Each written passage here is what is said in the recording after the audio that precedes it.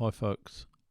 So today I saw a question from someone on the forum on Facebook actually about moving the time, your event in time, i.e. a millisecond or a second or whatever they wanted to do, as opposed to bars. Now, to do that, we have to do a few things. Old Johnny Gibe has done a good video about nudging events and also slip editing within the event, which is very cool. Look him up if you want to see that. This is particularly relating to time-based movement. So, as it stands at the moment, we're on bars. Our timeline at the top here is showing bars. If we want to move this around, if the toggle snap is on, we can just pull this around and it'll toggle snap to the various points across the timeline. We don't want to do that. To get into time seconds, we need to do it a different way. And so what we do is we go on the timeline at the top and right click, and we set the time base here to seconds. Now things have changed here now. Instead of being on bar 2 where we're now in the particular time frame wherever bar 2 would be at 140 BPM. So to make this easier, I'm just going to move this along to 2 seconds, which is there. So just to play this is a piece of just a sample keyboard I've used on a recent video. Okay, so it starts at 2 seconds. So we can move this around in a couple of ways and it produces 2 different results. To do either of them, I'm going to go into the inspector here, and we've got an option at the top up here which is delay, just there. Okay, and at the bottom we've got start and end down here of the event. Now you can see it starts at 2 seconds there. Now with the top one here, whatever we do with this number, it affects when this audio plays in your song, and it will be either before this 2 seconds or it'll come in after the 2 seconds. The difference being that when you alter this, which I'll show you in a second, pardon the pun, the event doesn't actually move in the timeline. It will stay exactly where it is visibly, whether it's bars or time, but the audio playing will change. So let's, for instance, this is 1 second here, 1 to 2 as 1,000 milliseconds. So if I go into this, it says delay, but in actual fact it's a delay or advance, depending on whether you put minus or just a number in here. So if I press, if I change this to 1,000 a second, this should play. Let's just see. There you go. So it says delay, but it's actually, it has delayed. It is a delay. It's delayed the start of the audio at 3 seconds now. It's by 1 second. So from instead of starting at 2, it starts at 3. So let's just try that again.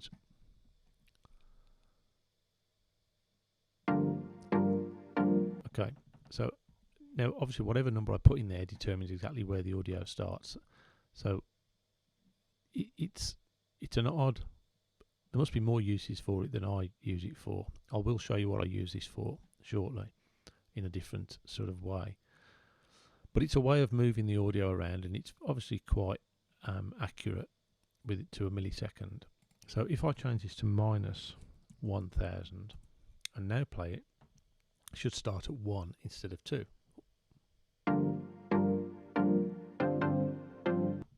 So there you go. So now whenever I move this audio to on the timeline, it will start 1 second before. So if I pull this back to 1, it'll start immediately at the start of the bar. So that's one way of altering the time, but it doesn't alter the position of the bar. So let's put this back to 0, like that. And let's look at this one. down here. Now, this one here is in hours, minutes, seconds, milliseconds. So if we move this 2 seconds here, now I can move this by typing in, clicking on it and typing in, or I can scroll my mouse wheel over it, which is what I'm going to do, and this will move as my mouse wheel is actually notched, so it'll move in 1 second at a time, I think. So there you go. So I've moved the mouse wheel and it's moved 1 second. If I move it again, it's come forward 2 seconds. I can go back a second at a time. Now, if I go over to the milliseconds, it starts to move very, very, very slowly. This is moving incredibly slowly now. But the accuracy, and even if I take off the toggle snap, start to move it. Let's just zoom in a little bit more.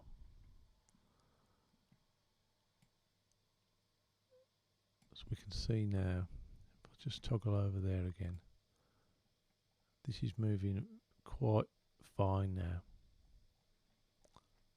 So you can set the beginning, and so you can see the event is actually moving within the timeline. You can set something, you know, quite accurately like this. So that's the difference. If I go back onto seconds and I move it, it's going to move. Let's just pull this down again. It's going to move.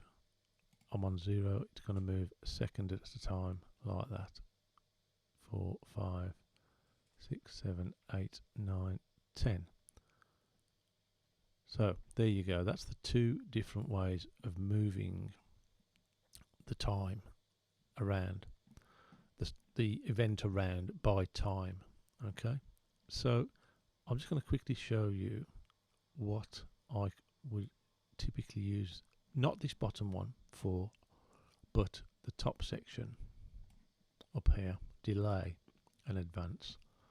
So I'm going to forget that keyboard part for a moment, mute that, and I'm going to bring in a guitar loop.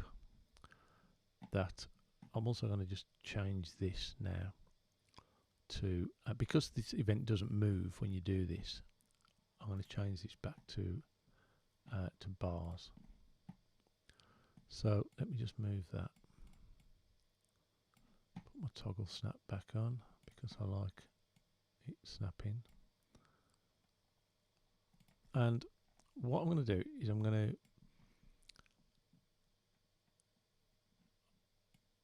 to create a sort of a wider sound with the guitar that's here, this sample, by using this delay and advance setting.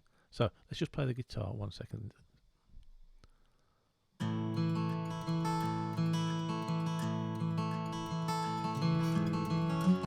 Okay, so it's straight down the middle, stereo wave file straight down the middle.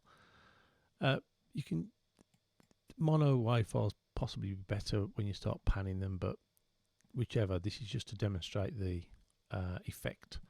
So what I'm going to do, I want to duplicate this track. I want this guitar to be a little bit bigger, a little bit wider, fill the space a bit more.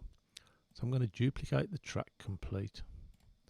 So I've now got, let's come out rather large, I've now got 2 tracks of exactly the same thing.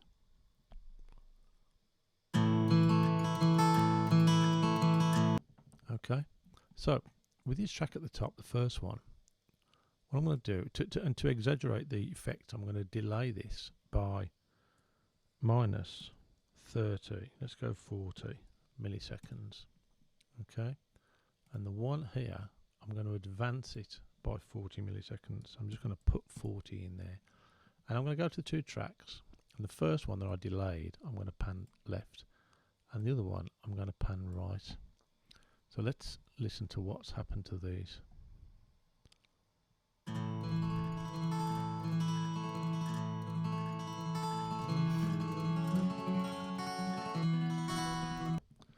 So it sounds quite drastic at that point. When you've got this in the context of a track, it can lose some of that sort of severity and be quite a good effect. If I change it to something like 15 milliseconds, change this one to minus 15, play that.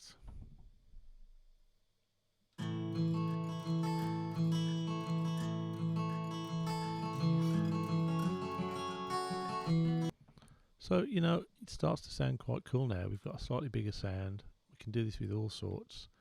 A nice little trick is to maybe add a reverb onto one side.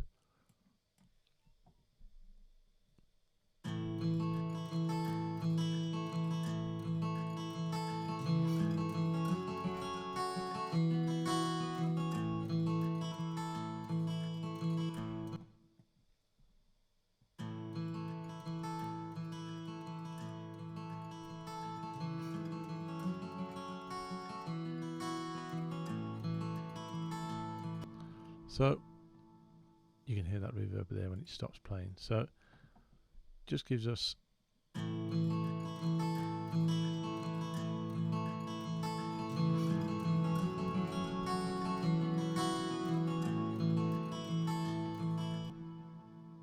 hear the reverb tail off there. Again, you can use all sorts of extra. You can put a little delay on one side. You could put all sorts. You can EQ one side differently to the other. This is, you know, quite good if you want to fill a song out. If you've had a song that's been sent to you and it's pretty basic, but you want to build it up pretty quickly, you can use this just as an ideas thing to get wider vocals, bigger backing vocals. You can double these as many times as you like and change these times. So you could go at 10 seconds, 20 milliseconds, all milliseconds rather. I think Warren Hewitt at Produce Like a Pro did a pretty good video on this, on creating wider vocals using this kind of time delay setting. He did a lot of tracks. He did about 10 tracks to build it up. So that's what I use that for, and I think it's a reasonably good idea. So there you go. That's moving events by time rather than bars, and also just a little add-on to use that effect, this delay effect, to create a little bit of width in your sound. Okay guys, anything you need to know, let us know. Cheers, bye.